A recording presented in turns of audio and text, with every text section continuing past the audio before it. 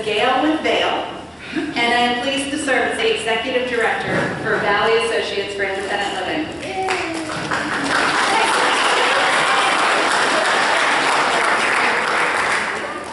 I want to take a moment and do some introductions of who's in the room, as that's the question I'm asked every year. I ask for your grace, though, if I overlook anyone or if I mispronounce your name or entity. I'm going to start with who is at the top of VAIL's organizational chart. The VAIL consumers, the individuals with lived experience that we provide service to. If you are in the room and have received any level of service from VAIL, have lived experience and feel comfortable, please let out a yell, raise your hand, or make your presence known. Come on, Pat. Join me, Pat.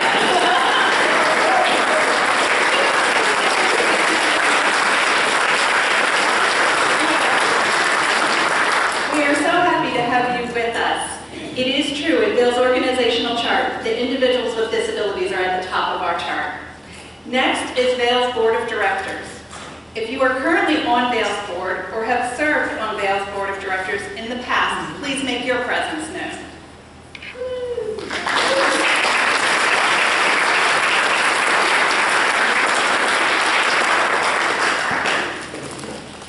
The staff are the essential component of our organization, and without them, none of what you learned today about VAIL would be possible. We have an amazing team, and I want to introduce you to them and ask that they make their presence known. Amy Jones, Andrea King, Chelsea Skelton, Holly Prochaska, Inger Nixley, Matt Magruder, Roger Southerly, Alicia Omalenko, Olivia Phillips, Svetlana Adamson, Taylor Hinkle, and Tessa Atkins.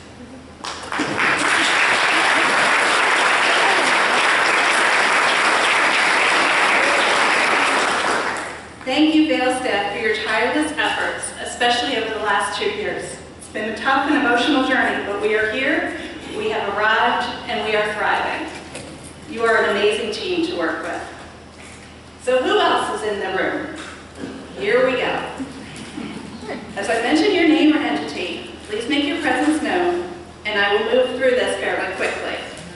From Congressman Klein's office, we have Emily Carneal.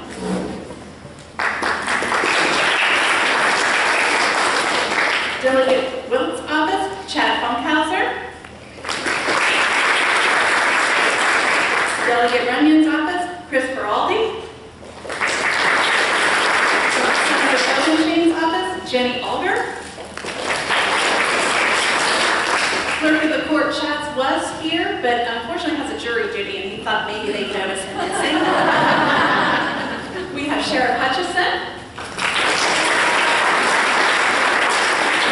Harrisonburg Chief of Police Warner. Rockingham County Administrator Stephen King. Waynesboro City Manager Mike Camp. Harrisonburg City Public Works.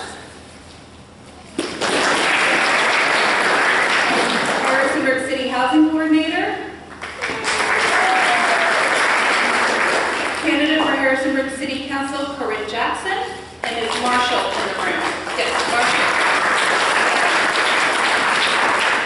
The Deputy Commissioner for the Division of Community Living for the Virginia Department of Aging and Rehabilitative Services, Marcia Dubois. We have members from the Statewide Independent Living Council of Virginia, Gary Talley and Lauren Roche.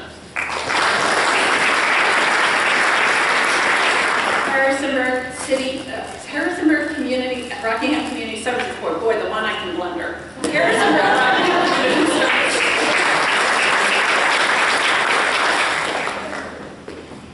Harrisonburg Rockingham Department of Social Services. Harrisonburg City Schools. Rockingham County Public Schools. Brandon Pierce. Ichi Earhart. Division of Rehabilitative Services. JMU.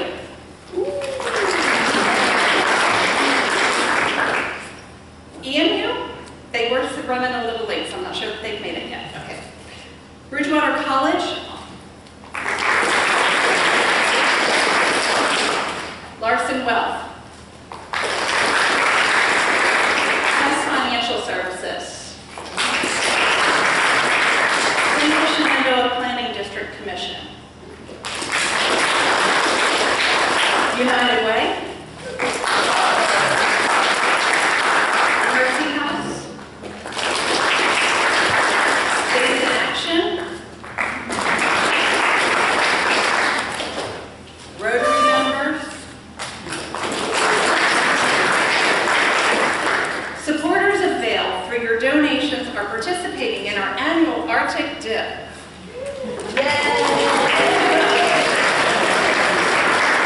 That's a commitment, though. Public. And I especially want to say a thank you to Melissa and Nicole, our sign language interpreters. We thank each of you for being here today.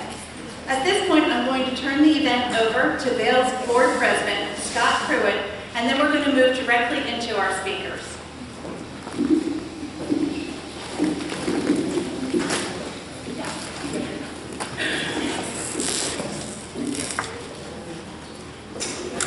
All right.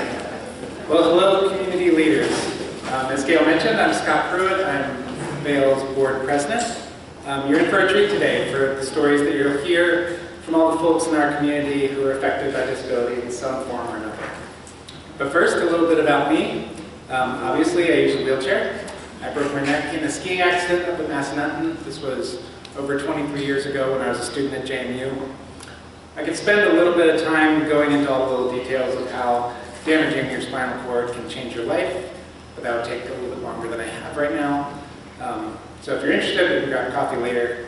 But what I will say is out of everything that's affected by a damaged spinal cord, the wheelchair itself is arguably one of the easier parts. When we talk about disability, disability has a tendency to be very isolating. Sometimes this can be physical due to things like poor accessibility, especially in cities like Harrisburg that have infrastructure that's decades old. But at the same time, sometimes that isolation can take form emotionally. So this can occur when the greater community, whether intentionally or not, is ignorant or just doesn't understand the needs of some of our neighbors affected by disability. The crew here at VAIL are committed to helping people live independently, or at least as much as possible. What I want you to realize is that while VAIL does important work, VAIL can't address every single need that exists. This is something we need to address as a community. So whether you're thinking this or not, great, now it's just one more thing I have to deal with, one more thing I have to think about. I challenge that thought. The stories you'll hear today are from people who have the same or at least similar needs and desires that we all do. Think about everything that makes life work. We all need a safe place to live. We all need a form of income. We all need opportunities to socialize with others. The list can go on, but none of these things are really that unique to people with disabilities. So the challenge before us is not just about supporting VAIL's work, but more about making the friendly city here a little bit friendlier in some of the communities that we represent here. Sometimes this costs money, like bringing dated public areas up to ADA standards, but many times there are things that don't require a huge financial expense. Sometimes it's just about awareness and knowing what questions to ask before making a decision that can impact the long-term social sustainability of our communities. Fortunately, given that you're here today, you know who to ask. So if some of these questions come up, reach out to VAIL. I'll stop here and pass the torch on to some of the other speakers. But on behalf of the VAIL board, thank you again for joining us today, and we hope you enjoy the lunch.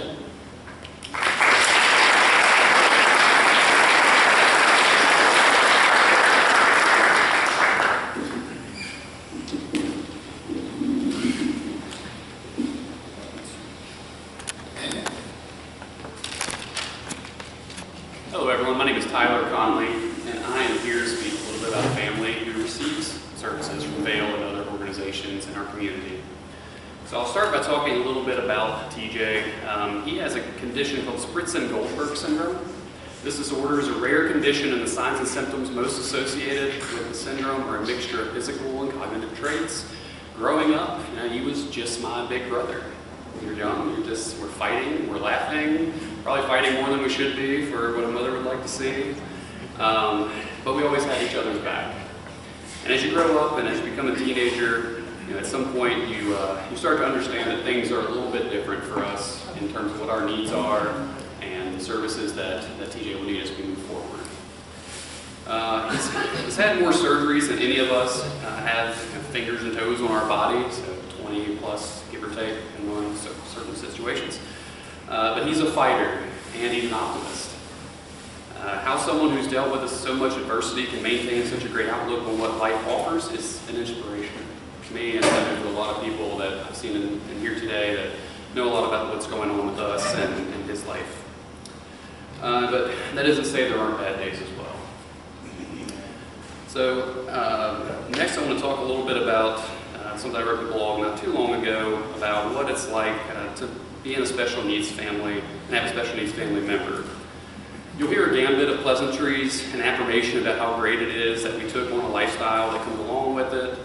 And we certainly appreciate a lot of the kind words, but we don't always look at it as a choice that was made, but a love for what life presents to you.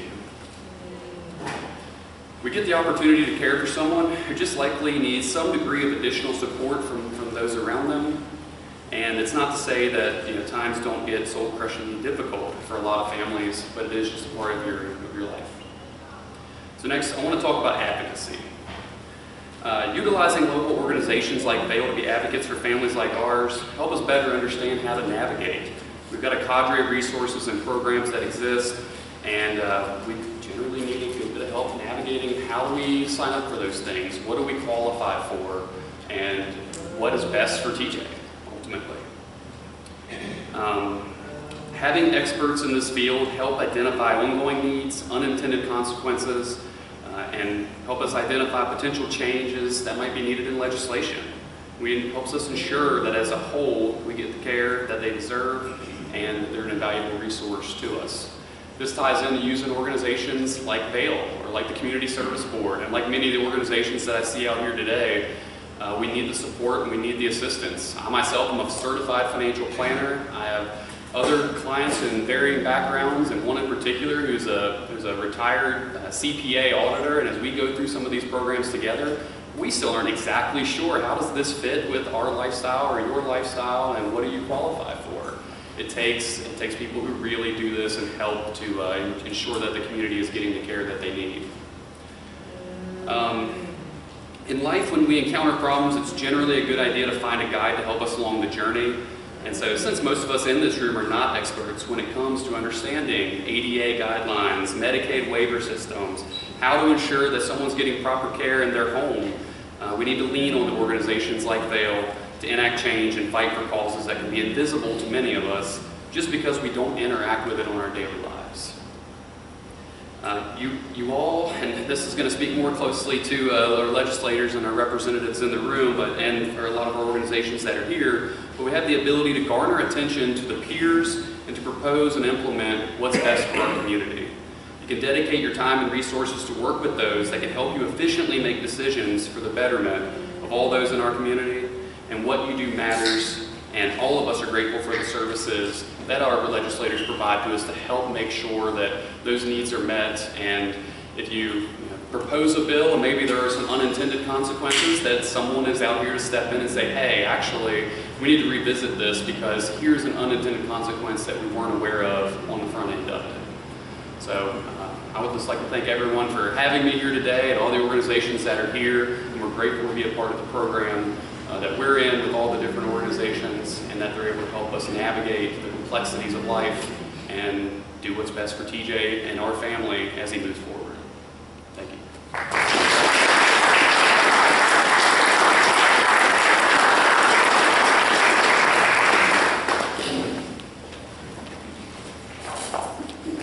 So good afternoon, I'm Mike Hamp, and I'm the city manager in Waynesboro. Last year, the city of Waynesboro entered into a memorandum of understanding with VAIL. Memorandum of understanding is essentially a simplified contract that sets the terms of a relationship. And VAIL is to provide Americans with Disabilities Act coordination for our municipal organization. As a little bit of background, I would, admittedly I'm biased, but I would describe our organization as aware of and generally familiar with the ADA, and generally genuinely oriented to making our programs and services available and accessible to all citizens.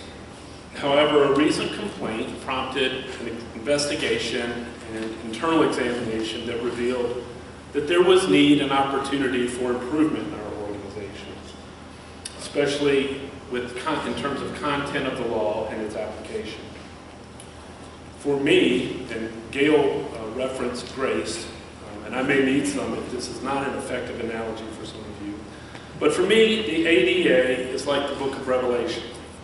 I'm aware of the book, I regard it as important, I know where to find it, I'm familiar with some of the broad themes and images, but I don't really know it, and I don't always live according to its instruction.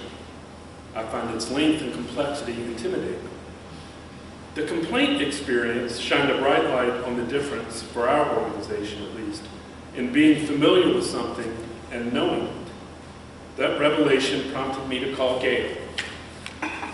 In our memorandum of understanding, our organization will benefit from VAIL's knowledge and expertise in the content and application of the law.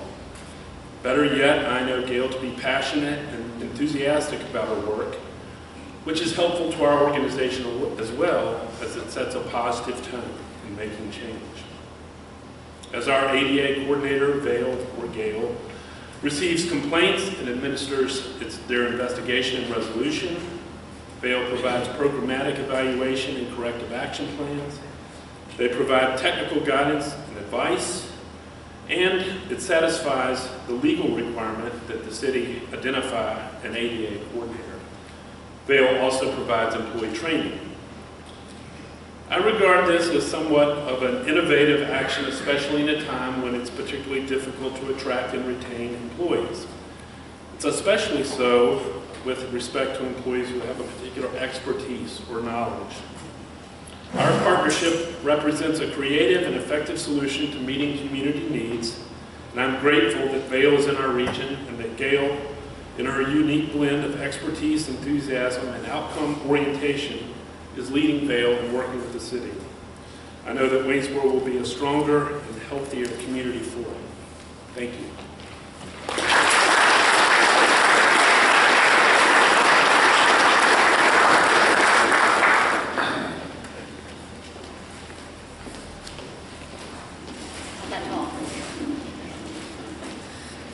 Hi, my name is Beth. I'm on the board of VAIL, and most importantly, I should stay over here. Most importantly, I am a parent of 3 kids with disabilities who receive services in our local community. We have been involved with VAIL, oh gosh, a really long time. If I tell you how long, I'm admitting how old I am, so I won't do that. But my kids are 15 and 13 and 7, and as I said, all 3 of them have various disabilities and receive service facilitation through VAIL. Now, I have a lot of friends who have kids with disabilities all across the state and have different service facilitators. And because of that, and because I'm often called upon to help my friends who have kids with disabilities with their service facilitation issues, I know how good VAIL is. And I know how lucky we are in this community to have a Center for Independent Living as good as VAIL, and to have service facilitators as dedicated as Andrea and Svetlana and Alicia and all the service facilitators that we have here. The services that my kids receive through VAIL are a step above of what some of my friends with their kids are receiving. Those of you in the room who are family members and individuals with disabilities who are receiving service facilitation through VAIL, I'm sure can attest to that as well. When our service facilitators come out and do visits at our house, it's not a 5 minutes in and out, check the boxes, turn in the paperwork and leave. Or or a phone call to say, hey, has anything changed? Nope, okay, great, see you in 30 days. We don't have that experience. We have service facilitators who come out and who know our kids, who are genuinely concerned about their health and well-being, who help us with other needs, hey, is your heating going well? Can we help you get heating assistance? Do you need anything else? Do you need COVID supplies? Do you need masks? Do you need hand sanitizer? Do you need gloves? Is there anything else we can help you with? Do you have other needs? Do you know how to contact your CSB service facility or your CSB case manager? Do you know how to contact your MCO coordinator? What other things can we help you with? These are the services that we are receiving, that my friends in this area are receiving from VAIL, and we are so lucky to have that. In addition to service facilitation, we have also been lucky enough to receive other services through VAIL. VAIL doesn't just do service facilitation. My kids are also enrolled in school, and even though I am a veteran teacher with a master's degree in education, I still call upon VAIL to help me with our IEPs. Yes, I am perfectly capable of going to the IEP meeting by myself, but my theory is nobody should ever walk into a meeting alone because, well, one is lonely on that side of the table by yourself, and two, you just need backup sometimes. And so Gail or Andrea will often come to the IEP meetings with me, and it's not that it's an adversarial relationship. Harrisonburg City Schools and Rockingham County Schools are some of the best school divisions in this state. We're very lucky to have school divisions around here that care for our students and want to provide a really good education.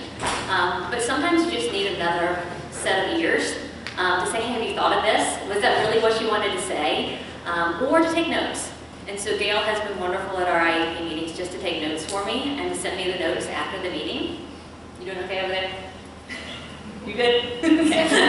I talk fast, I'm sorry. And also just to make sure that I've gotten all of the ideas that I really wanted to say at that meeting, because like I said, I talk fast. And sometimes I get ahead of myself. And so through IEP meetings and any slight issues that would arise with the school, Gail has been a wonderful advocate for my kids and I to get my kids to a wonderful place with the schools. And I've got kids who are now very successful in schools, even though the plan that they're on might not be what you would think of as a typical kid.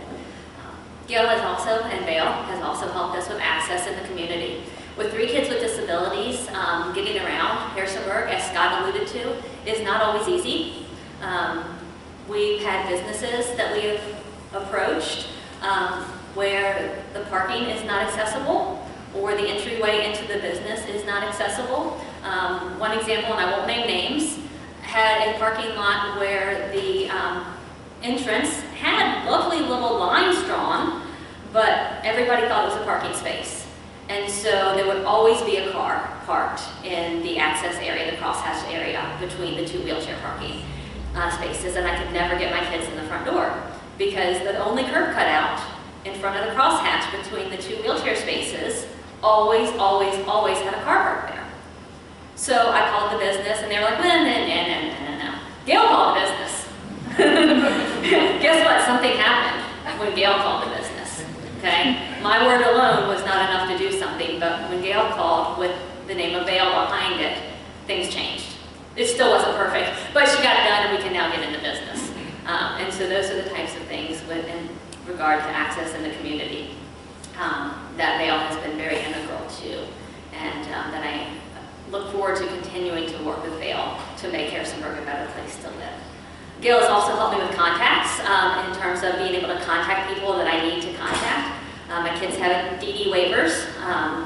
Because of their disability, they're able to access home and community-based waivers to receive services in our home and community, which has been wonderful. But sometimes things don't go right with those waivers, and we're not able to access the services that their waiver says, yes, you should be able to access this service.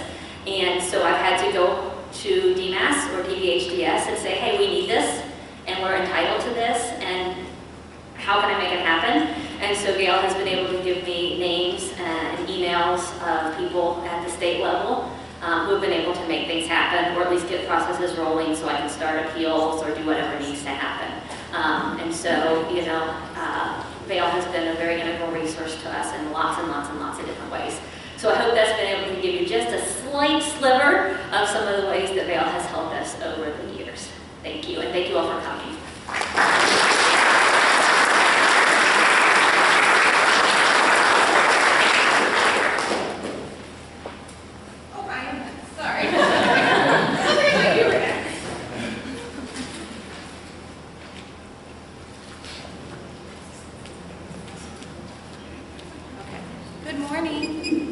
I'm Jessica DiCarlo. Can you guys hear me? Sure too.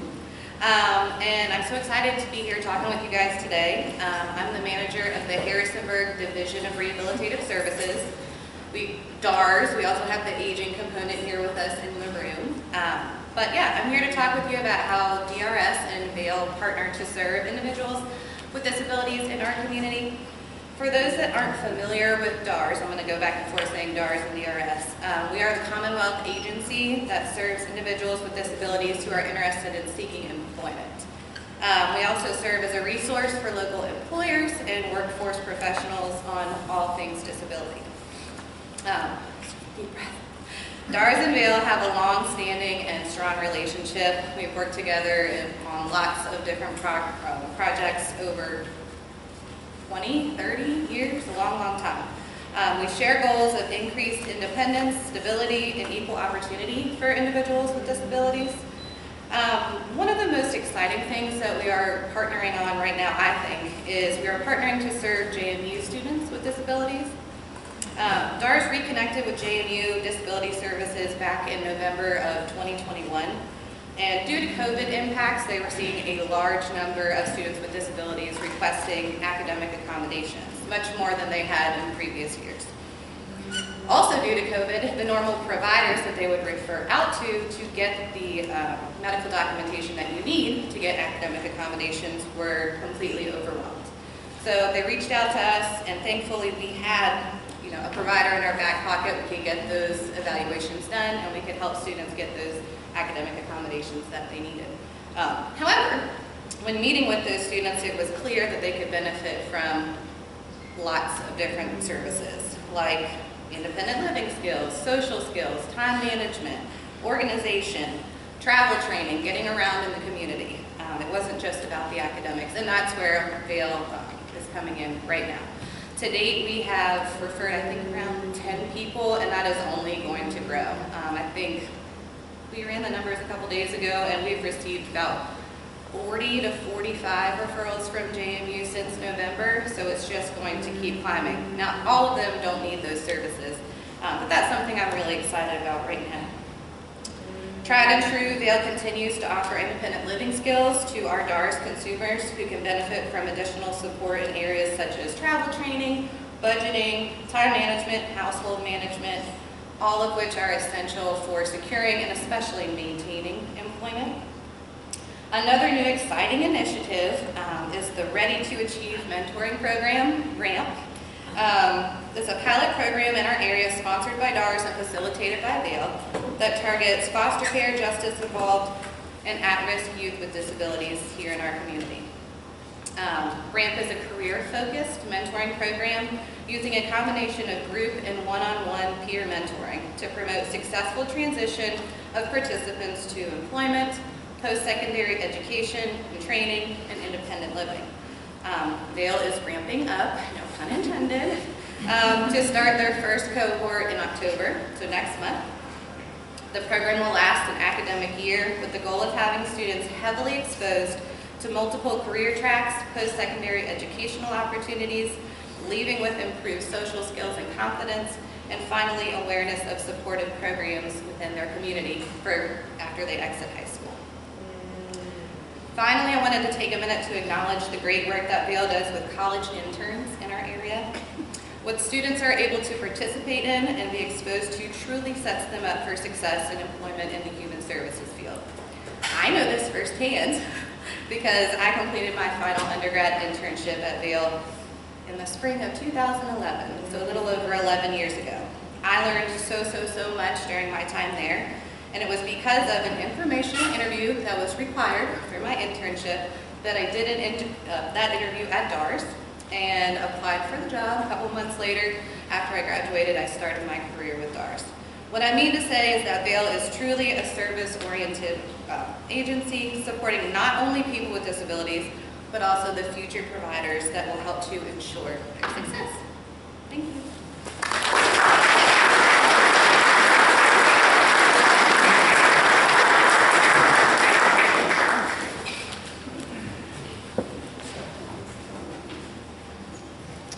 Hello, I am Tessa Atkins, Independent Living Specialist, Options Counselor mentor coordinator, and service coordinator. I am one of VAIL's 51% of staff and board members with a disability. My story begins in 3rd grade. Math, when my mom realized that memorizing multiplication tables was a huge challenge, and I was not obtaining an ice cream sundae as quickly as the other children in my class. That's when I began my disability journey. The doctor's appointments began, and the meetings about 504 plans began. My mom is a determined lady, a teacher who majored in political science. She took me to each 504 meeting, and as they asked questions, she referred the questions to me. I answered to the best of my elementary, middle, and high school ability. She was there for reinforcement, and in each meeting I explained how I felt to teachers, offices of disability, and bosses about the support that I needed to obtain a degree to be like my mother and father to be successful. It hasn't been easy, and in the first meeting I attended with the mother, the assistant in the meeting told me I had something wrong with my head as she pointed to her head. My mother held back words, but it hurt me as I told my mother she had something wrong with hers later that day. I would continue to high school, and the biggest barrier was explaining that I couldn't get my license, as everyone was obtaining theirs. I continued to community college, and one day my mom looked at me and asked, "How are you getting to college?" because she had to be at work as a teacher. I stayed up many late nights learning the Bright Transit system that transfers from the local community college. However, carpooling with friends was the best option for a broke college student because the bus was costly. I would also meet the love of my life at community college, which helped a lot with transportation, but I had to be vulnerable about my disability and the need for transportation. The future between us was going to be a challenge, and he was up for a challenge because we recently got married.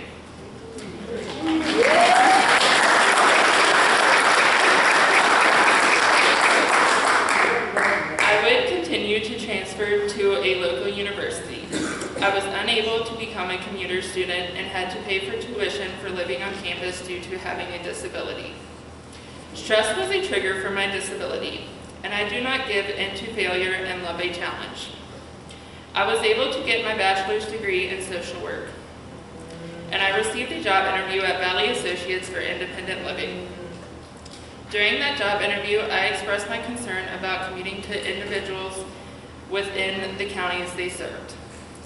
And I am thankful that during that interview, the conversation began about how we accommodate Tessa and what tasks can she attribute her skills towards. Between a flexible boss, flexible coworkers, a flexible husband, and learning the paratransit routes and Harrisonburg City routes, I have conquered the barriers. But with James Madison back in session and a shortage of drivers, it is becoming a challenge for me to get to meet with consumers and complete and fulfill the required work.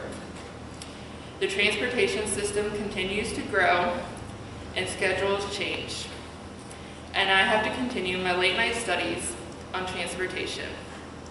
Rural communities are spread apart and pose transportation challenges.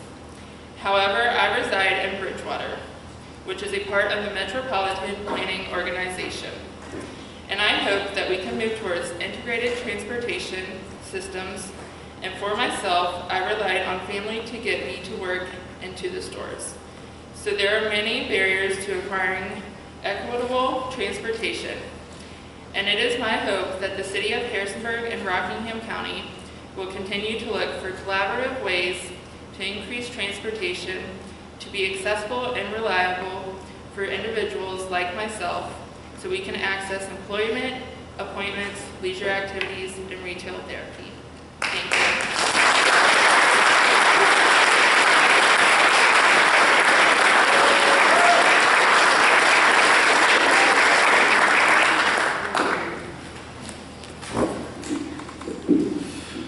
Hi, my name is Noah Yoder, and I work with Mercy House. For those of you who are unaware, Mercy House is primarily a homeless shelter for families with children. But we also provide rapid rehousing and homeless prevention services for this area. So if somebody is struggling to get out of homelessness, we have the program to put that person back into housing and get them on a track for self-sustainability. I started working with Mercy House in 2020, which, as you all, I'm sure, are tired of hearing, was kind of a rough year. And we felt the call to do more, like many organizations in our community. And what we did was we took over 50 extremely medically vulnerable people and we placed them in motel rooms to keep them isolated and safe before there was a vaccine, before we knew how deadly the virus was. That was our emergent response. And of those 50 people, there were 6 households, 6 people who were chronically homeless, very difficult to house for many different reasons. One in particular had been homeless for nearly 5 years. And this gentleman could not stay in any of the shelters in this area because he used a motorized chair to get around. And unfortunately, the shelters were unable to accommodate that. So this man spent almost 5 years huddled in the warmth of parking garages. He spent countless nights in hospitals because the city didn't have enough infrastructure to provide him with housing. And once we got him in the motel, I spent days and days and weeks and months trying to find him a place. I was calling housing complexes in West Virginia to try to find him a suitable and safe home. A home in which daily tasks weren't going to pose threats to him. And we were meeting as a staff, and of course this gentleman was still on our minds. And Shannon, our executive director, said, "Well, have you called Gail yet?" And I was new to the services in this area, and I was new to Mercy House, and I said, "Well, who's Gail?" And he goes, "Oh, it's Gail from VAIL." And I thought, well, that's kind of nice. And I said, well, you know, I'm meeting with this guy here in a little bit. Why don't you give me your number? He said, "Sure." So I drove to my meeting, and I remember sitting in that car, and I said, you know, here's the situation, here's the person, I'm sure you know who it is. What are we going to do? She goes, "It's good to meet you. Let me give you a call back." 3, 4 days later, you had a home for him. You saved his life. He was not going to make it through another winter. That work is important. What VAIL does is important. It saves lives. And Mercy House would not be able to do the work that we do without community partners like VAIL. So thank you.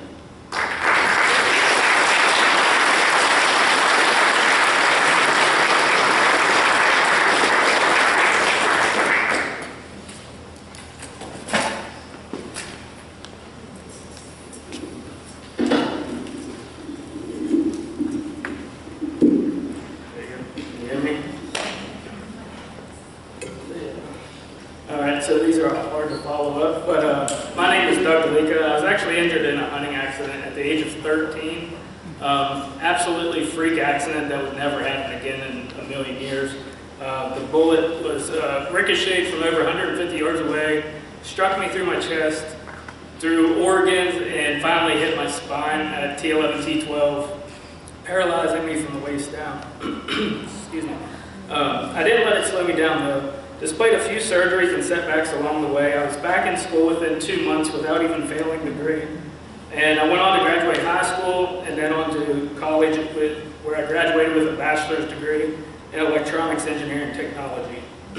So, after many unsuccessful attempts at finding a job, in the fall of 2007, received a phone call for a company in Harrisonburg, Virginia. So I received an offer, accepted it, and at the time it was SI International, now Serco, which was the first 10-year contract ever with the United States Patent Office, where we classify patents for the government. And I'm still there 15 years ago, this past month. But even living here in Harrisonburg for over 10 years, I'd never heard that we had wheelchair basketball team. In 2017, after 10 years, I found out there was a team, went to practice one night, fell in love, and I've been playing ever since.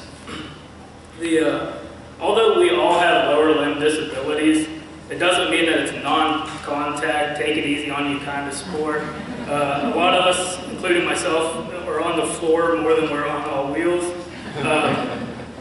My first year playing, we were actually invited to play in Louisville, Kentucky for the Wheelchair National Championships, where we placed second out of 74 teams in the nation.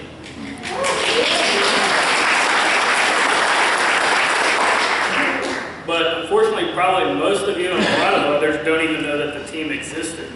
And unfortunately, others with disabilities that could use that camaraderie, exercise, and stress release are also missing out because of the lack of awareness around adaptive sports. It can be an outlet and so helpful when you're adapting to a disability to meet up with others in your same situation. And now that we're part of VAIL, I'm hoping that the two can bring awareness to each other. Like I said, I've lived here for 15 years and was also just made aware of VAIL a few years ago. And it took Gail a little while, but she got me on board. And now I'm the newbie on the board, but I'm looking forward to learning a lot more of about VAIL myself. It's not easy, and I had to adapt the hard way at 13. And I'm not that old, but it was before internet and social media, so we didn't have all the resources to look everything up that's needed, or being made of, being made aware of adaptive sports in an organization like VAIL. And it would have had a huge impact on my life, especially early on. You really have no idea how difficult life can be until it changes for the worse. Many people don't realize how inaccessible and unfair the world is for people with disabilities, and realistically, sadly, you're really only one car wreck, fall, random accident, or diagnosis away from joining the largest minority in the U.S. So I ask the question, how would you like for things to be if you were in this situation? COVID is a great example of how things can change in an instant, and if everybody needs to adapt. We went from being fairly inaccessible to being able to work from home, curbside delivery, takeout, grocery pickup. These were wheelchair users' dream come true. People with disabilities have needed and wanted jobs working from home for years because of some being much more limited than myself for transportation, whether it's transportation or bathroom facilities. But we are really some of the best problem solvers and critical thinkers with determination to succeed and a strong work ethic, just because of what we've endured and deal with on a daily basis, usually with smiles on our faces. However, many people with a disability are scared to travel, even go out, or especially try to enjoy something new because of the fear of the lack of accessibility. Most even look to move to new accessible cities after getting injured.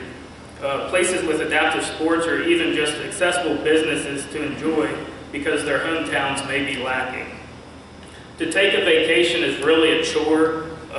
You're never guaranteed a hotel room, whether you call ahead or not. You can show up. And if they do say it's accessible, good luck with it actually being accessible.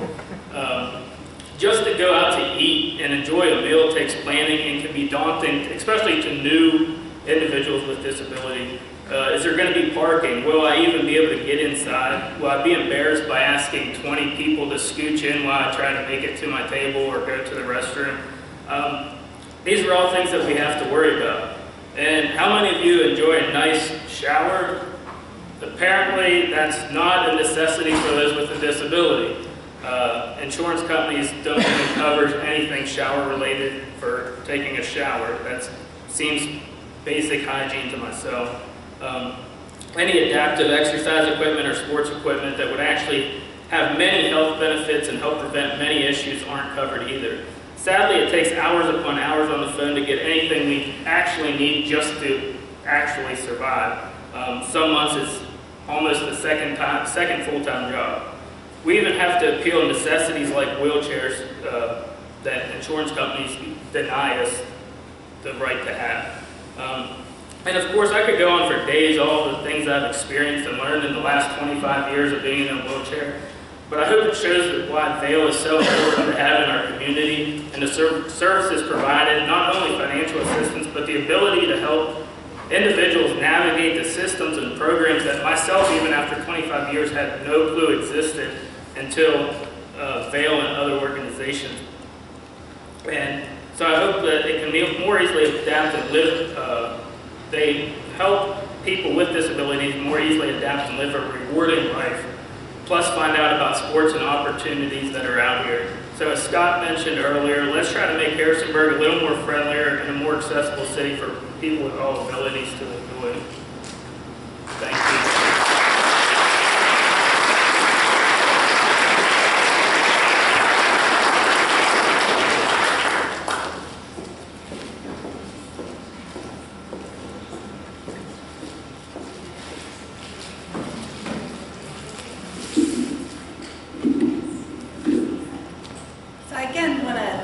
Each and every one of you for being here today.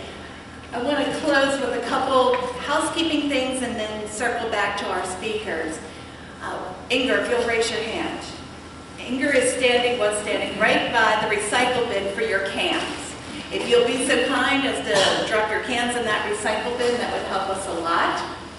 And the items on the table, we have an annual report, we have some other, feel free to take anything there that you'd like. If you heard today things that you want to be more involved with us, let us know. We're happy to talk with you about how you can be more involved with them. There are opportunities for donations. We take Venmo, other things. We tell people this is not a fundraising luncheon. This truly is a free lunch to you. But this is our opportunity to share with the larger community the stories of people with lived experience, the impact that VAIL has on our community. But people have always asked me afterwards, why didn't you do the ask? Because it's not a fundraising event, it's an educational event, but I am letting you know there are others opportunities. I want to also call attention to you all. I have your emails. I have ways to get in touch. You will be receiving more information about an upcoming exhibition game with the Harrisonburg Cardinals wheelchair basketball team that Doug is a member of. We also have Tom Vanderberg here from the center in Charlottesville, who is on the Charlottesville Cardinals team, which is also nationally ranked. We're going to be hosting an exhibition game to celebrate the 20th anniversary of the Harrisonburg Cardinals. So some of you, looking at some of my friends, will be asked to sit in a chair and play against the team. So be prepared, start practicing. I will tell you from experience, that's a lot of upper body strength, but it's a great time. I also want to say to you, VAIL staff is 15 individuals working part-time and full-time, serving 5 counties and 5 cities. Last year we served over 420 individuals in direct service. That means individuals that went through the whole paperwork process and got stuff. That doesn't count for all the information referral and the in and out advocacy that we don't put people through the paperwork. Just to kind of give you a picture of the impact. One of the things that we do is, Tessa mentioned options counseling, is we walk people through what all their options are and how to access services in the community.